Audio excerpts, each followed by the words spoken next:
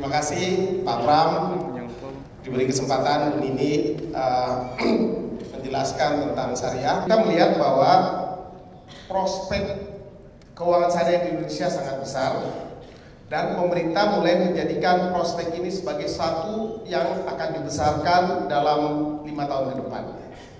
Itu pertama. Yang kedua, bahwa produk-produk syariah tidak terbatas hanya untuk kalangan muslim saja, tetapi produk syariah juga untuk saudara-saudara kita yang non-muslim.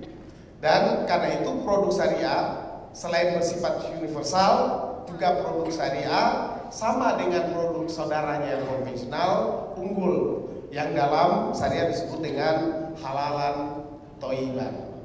Halal bagi yang muslim, thayyib unggul, baik, sama dengan saudaranya yang konvensional. Jadi itu yang membuat produk syariah ini menjadi lebih mudah dijual bagi masyarakat muslim. Kemudian tadi dijelaskan juga dalam video bahwa industri syariah, ekonomi syariah bukan hanya pada lembaga keuangan saja, tapi juga pada bidang-bidang lain, termasuk pariwisata, makanan halal, dan sebagainya. Jadi ini prospek ke depan akan sangat baik, akan sangat besar. Dan ada satu lembaga yang namanya KNKS, Komite Nasional Keuangan Syariah, yang dipimpin oleh Presiden, yang mulai saat ini sudah jalan, dan ini yang akan mengkoordinir seluruh kegiatan-kegiatan syariah ke depan. Baik. Yang kedua, ini kita lihat adalah master plan ekonomi syariah. Saya tidak akan jelaskan ini. Saya cuma memperlihatkan bahwa pemerintah sudah sejauh ini telah menyiapkan roadmap, ya, master plan ke depan bagaimana keuangan syariah dapat berkembang dan bisa besar di Indonesia.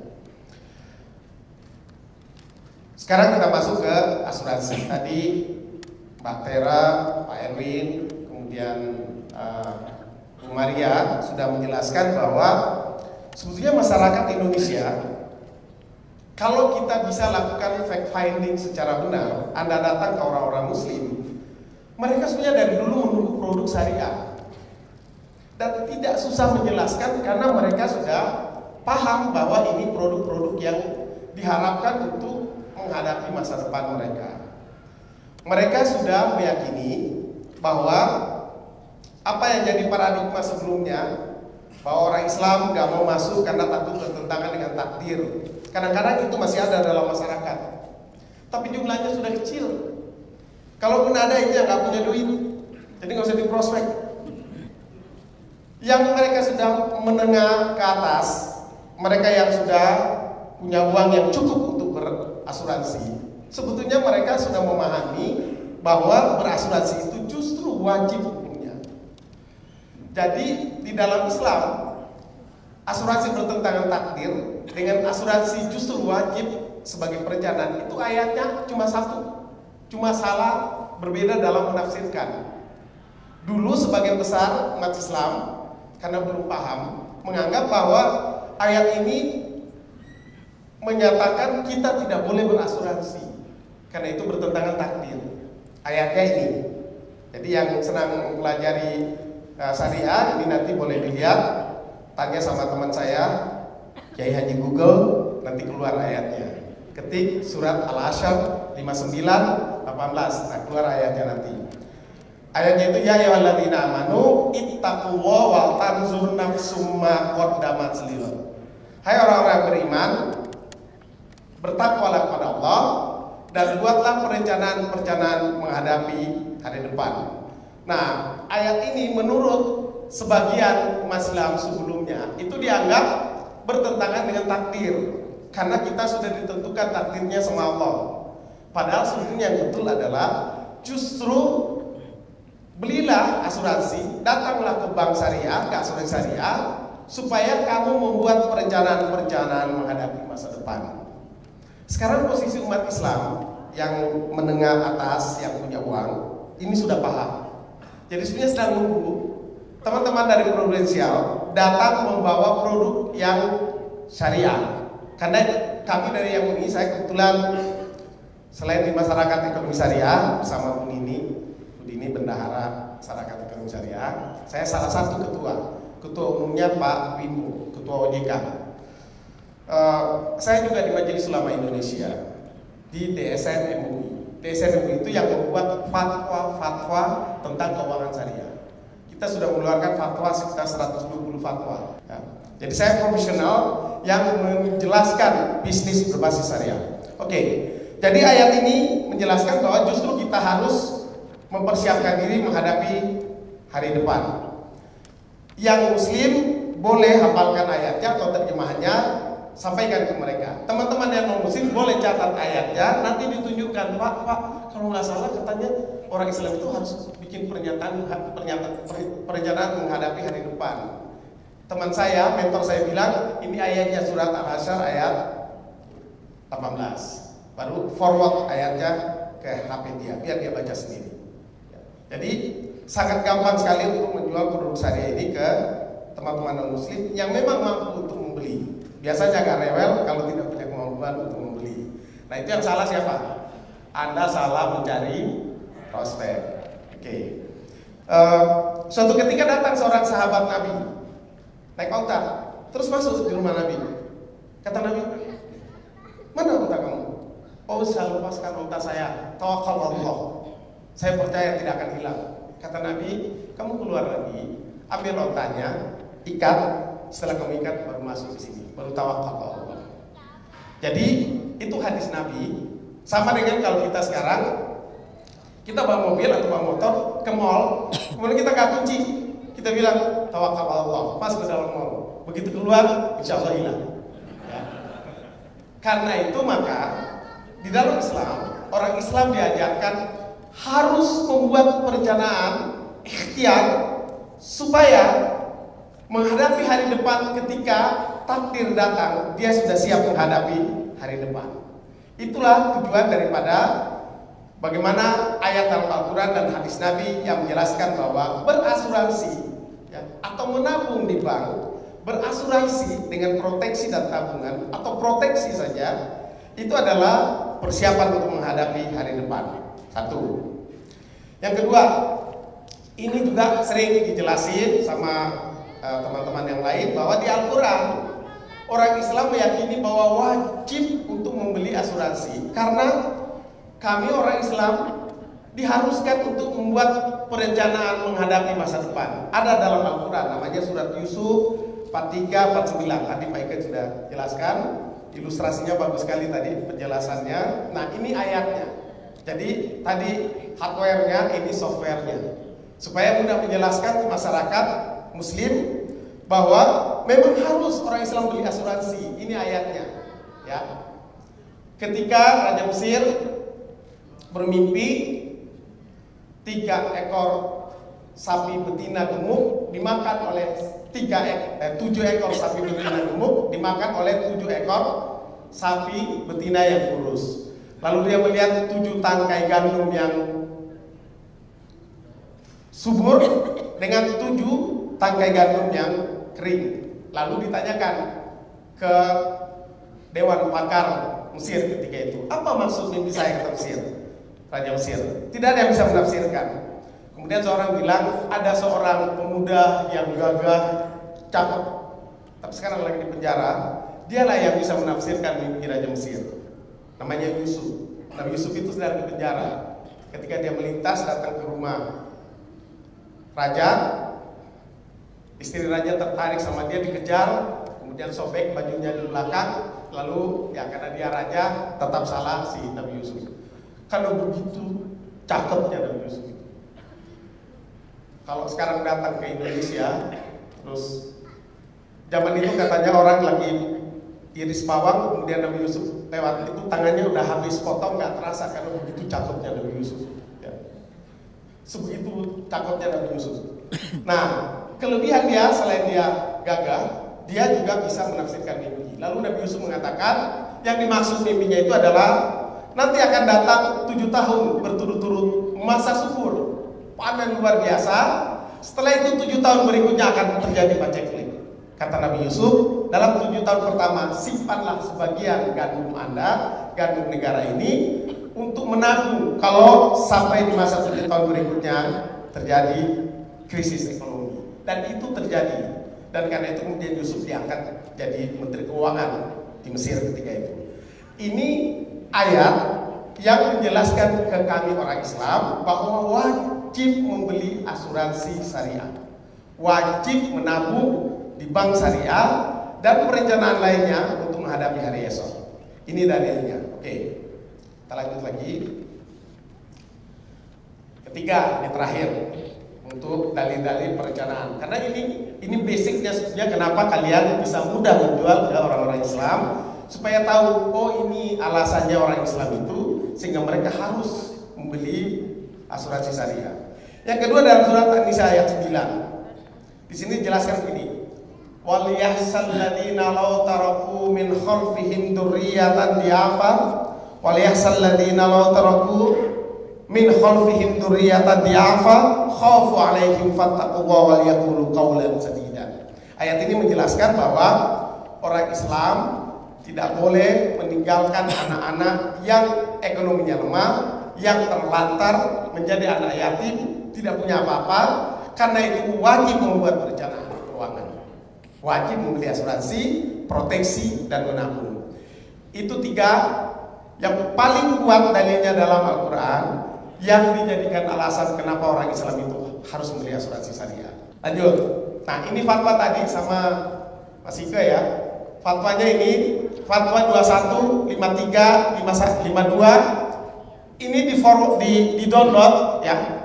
Dan itu simpan di HP Anda. Kalau ketemu sama nasabah muslim yang sedikit mempertanyakan, ya, kasih fatwa ini dibaca sendiri. Karena fatwa itu cuma 2 lembar. Jadi dengan membaca fatwa itu bisa mudah memahami, tidak rumit fatwanya. Kasih fatwa itu dari MUI, Majelis Ulama Indonesia. Nah kalau Pak Erwin, macam Pak Erwin, orangnya rada ustaz, nah itu dia bisa menjelaskan dalil-dalil ayatnya. Tidak memberikan fatwanya saja. Jadi yang agak ustaz itu menjelaskan dalil-dalilnya. Tapi teman-teman yang non-muslim, kasih saja fatwa ini dibaca sendiri. Jadi cukup bagi teman-teman muslim untuk membeli produk syariah. Kalau ada yang agak ragu, memang ada kasus di beberapa daerah, misalnya Surabaya, di Medan, ada yang masih mempermasalahkan asuransi syariah tidak syariah.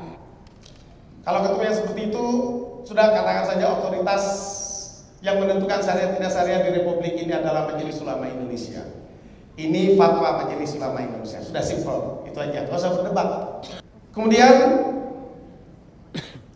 di dalam Islam, asuransi itu sebetulnya tidak ada di zaman Nabi. Karena asuransi tidak ada zaman Nabi. Ini ijtihad dari ulama, karena asuransi sudah ada di mana-mana, nggak bisa menghindar orang Islam. Lalu jalan keluarnya, kalau begitu kita bikin asuransi yang sama dengan yang ada sekarang konvensional, tapi dikeluarkan yang tidak bolehnya. Karena yang tidak bolehnya kan cuma dikit, goror, maisir, riba. Keluarin 3 ini, yang lainnya boleh. Jadi tidak semua yang ada di konvensional tidak boleh. Komputer syariah, aktuaris syariah, underwriting syariah, nggak ada. Itu sama aja. Yang berbeda ketika bersentuhan dengan goror, maisir, riba. Sehingga ijtihad ulama, ijtihad itu jalan keluar yang diambil oleh ulama adalah mengeluarkan yang tidak boleh tadi. Goror, maisir, riba dihilangkan, sehingga yang tersisa adalah yang boleh. Itulah asuransi syariah yang ada sekarang. Karena memang ada fatwa dari ulama-ulama terdahulu bagi yang muslim bahwa asuransi tidak boleh kecuali yang ta'awuni. Ta'awun itu yang tolong menolong. Tadi sama Mbak siapa dia tertarik karena konsepnya tolong menolong. Bu Maria tertarik karena konsepnya tolong menolong. Dan orang semua tolong menolong konsep semua agama. Semua agama menganjurkan kita untuk saling kasih, saling tolong menolong satu sama yang lain. Nah di dalam Islam lebih dalam lagi. Karena konsep tolong menolong ini terwujud dalam akad tabarru, akad tolong menolong, dan dibunyikan dalam Al-Quran. Orang yang membeli dengan yang mengeluarkan duit dengan akad tabarru, ya, mengeluarkan dengan akad tabarru, di dalam Al-Quran disebutkan dia akan mendapatkan selain manfaat ekonomi, dia akan mendapatkan pahala berlipat-lipat ganda. Seperti masalul ladzina yunfikuna fi sabilillah kamasali habbatin anbatat sab'a sanabila fi kulli sumulatin. Itu nanti kelihatan kayak kiai. Jadi saya terjemahnya aja. Jadi seperti satu biji benih, ya, jadi orang beli premi, kontribusi, bayar kontribusi. Orang Islam nih bayar kontribusi. Diyakini oleh orang Islam bahwa itu sama dengan satu benih. Dari benih itu tumbuh 7 bulir. Dari 7 bulir itu terdapat 100 biji. 700 kali lipat pahalanya orang Islam kalau dia beli asuransi prudensial saja. Itu Al-Quran. Jadi kalian jangan takut tawarin orang Islam. Jadi kami orang Islam mestinya kalau Anda datang, baik yang muslim maupun non muslim menawarkan itu, mestinya terima kasih. Aduh, thank you. Saya selama ini masih belum terpikir, tapi sekarang alhamdulillah saya sudah tahu, saya harus beli. Ini satu tips lagi. Orang Islam membeli asuransi yang syariah atau bank yang syariah, saya selalu sertakan Mbak, supaya tidak dikesankan kita hanya asuransi saja. Bank, asuransi, pasar modal. Kenapa itu belum dia lakukan? Karena belum punya kemampuan, mungkin, atau informasi itu belum sampai. Nah, tugas Anda sebagai agent, sampaikan informasi itu, baik secara langsung kalau punya kemampuan, atau dengan memberikan informasi tertulis kalau tidak punya kemampuan menjelaskan. Oke. Yang ini ada kaidah di dalam Islam yang mengatakan bahwa al-aslu bil muamalatil ibaha illa yadulla dalilun ala tahrimiha. Jadi dalam Islam itu begini. Sebetulnya kalau bisnis dalam Islam hampir semuanya boleh. Itu prinsip Islam. Boleh.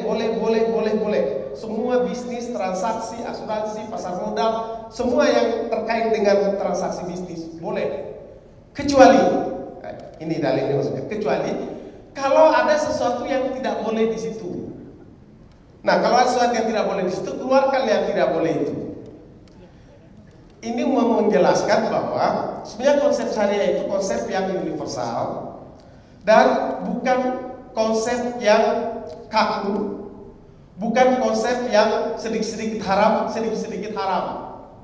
tetapi konsep yang dalam muamalahnya lebih fleksibel, sepanjang yang tidak boleh itu dikeluarkan. Karena pada prinsipnya dalam bisnis itu boleh, kecuali kalau ada hal yang terlarang. Berbeda kalau itu ibadah.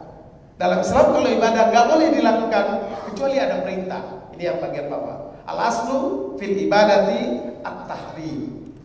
Hukum asal ibadah adalah haram, tidak boleh.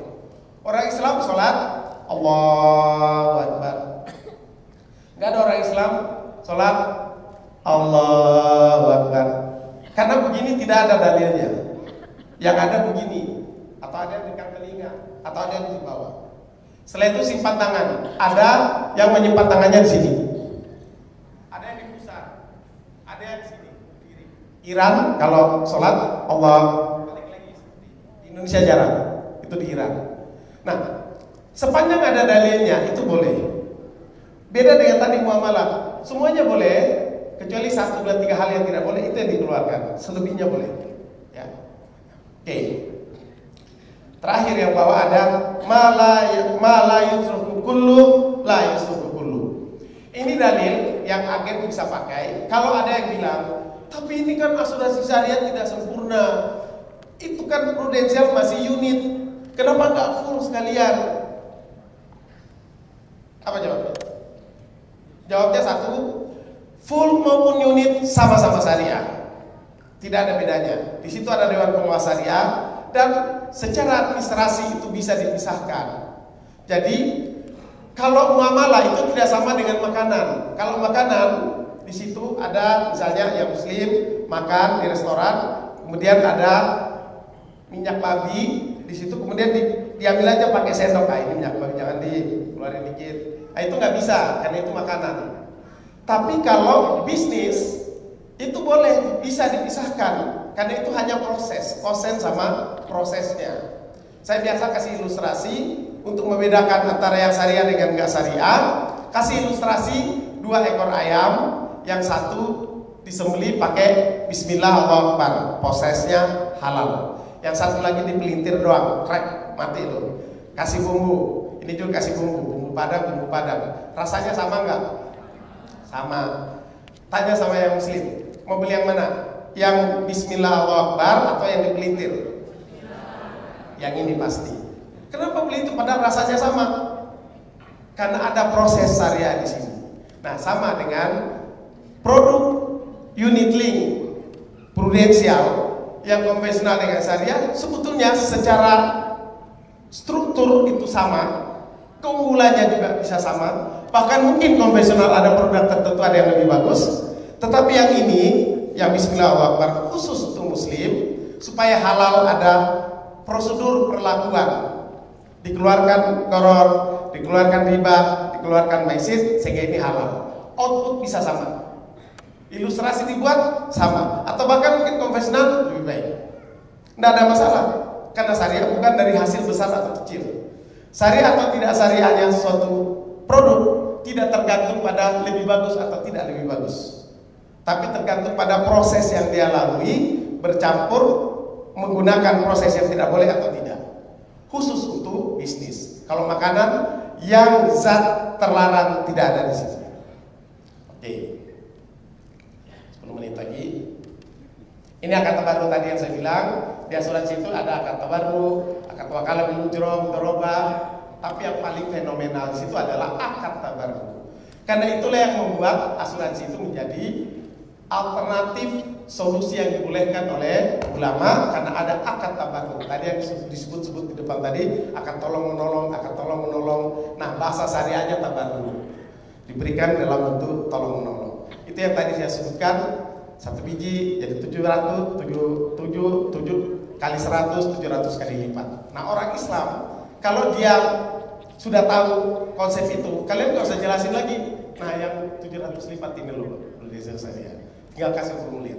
Karena dia sudah tahu itu selain manfaat finansial, dapat sekian, dia ada manfaat di balik itu yang merupakan manfaat spiritual yang diyakini oleh orang Islam. Oke, ini yang mempertanyakan, kalau ada yang mempertanyakan bahwa asuransi syariah tidak sesuai syariah, fatwa MUI, kemudian di setiap perusahaan syariah pasti ada DPS, kemudian ada Dewan Pengawas, dan OJK mengawasi. Setiap bulan saya sebagai DPS di suatu perusahaan, misalnya di BTN atau di bank syariah yang lain, saya selalu tanda tangan untuk menyatakan bahwa produk ini sudah sesuai dengan syariah. Di asuransi juga sama. Nah, itu Anda jelaskan ke orang Islam yang masih meragukan bahwa itu diawasi secara ketat dalam regulasi.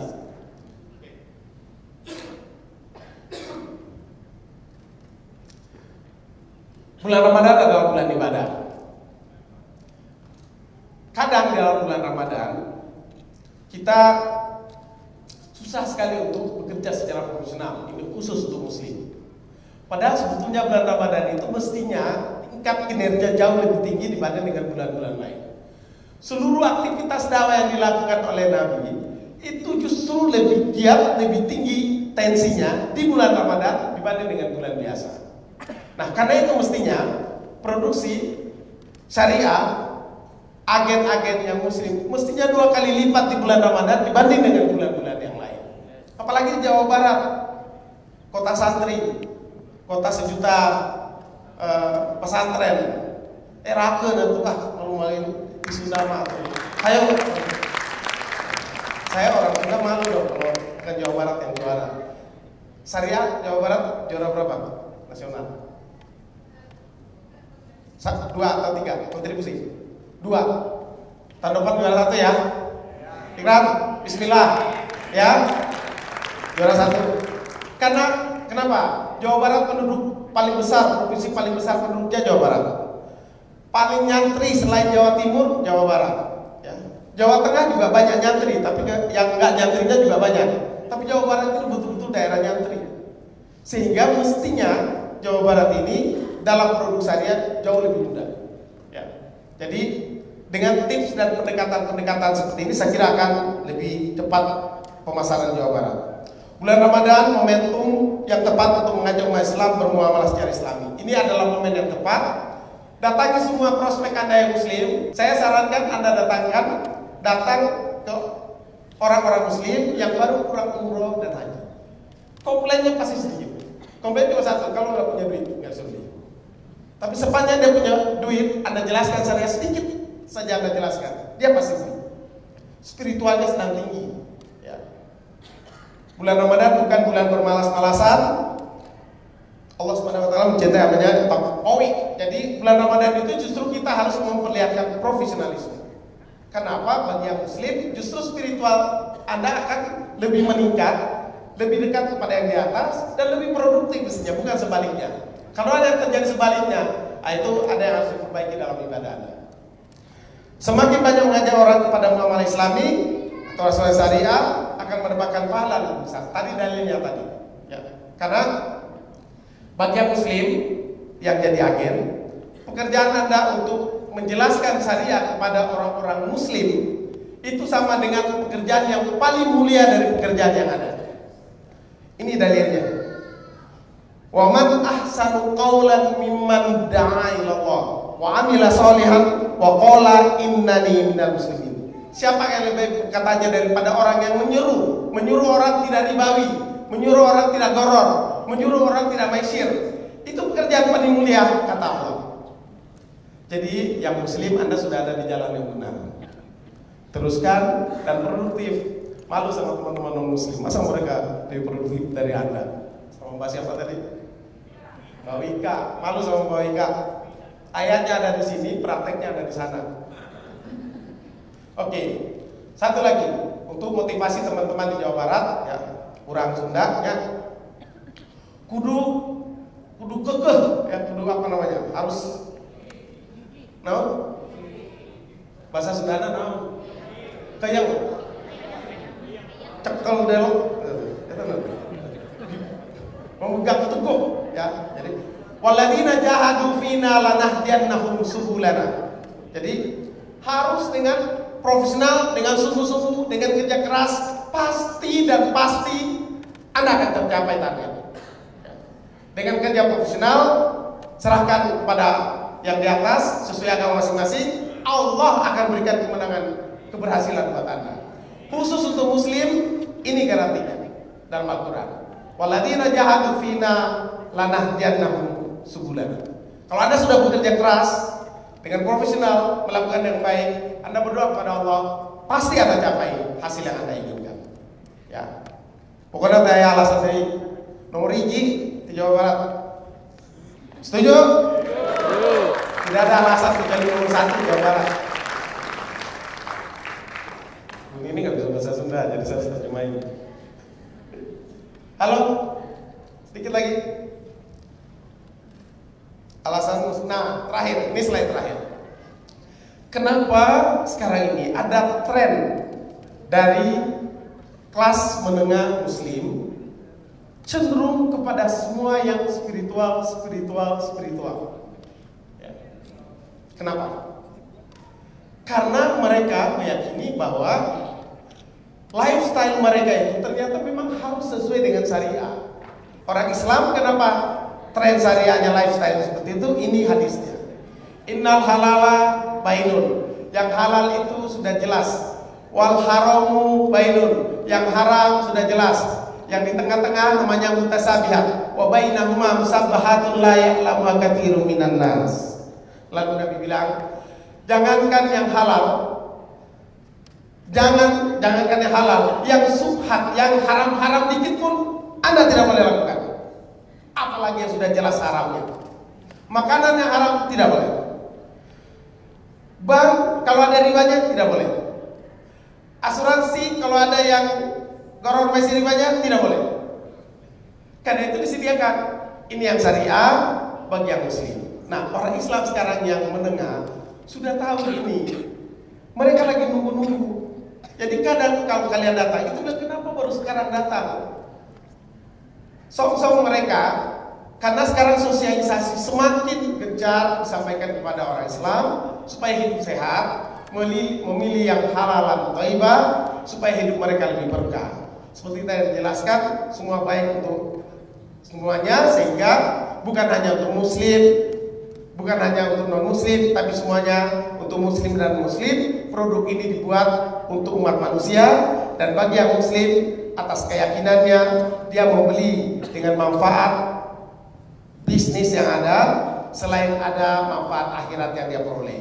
Jadi kedua hal inilah yang menjadi alasan kenapa lifestyle syariah sekarang mulai membesar dari riset-riset yang dilakukan di kampus, dan itu merupakan prospek yang besar buat Anda semua dalam menjual prudensial syariah di Jawa Barat. Sekian itu dari saya. Terima kasih.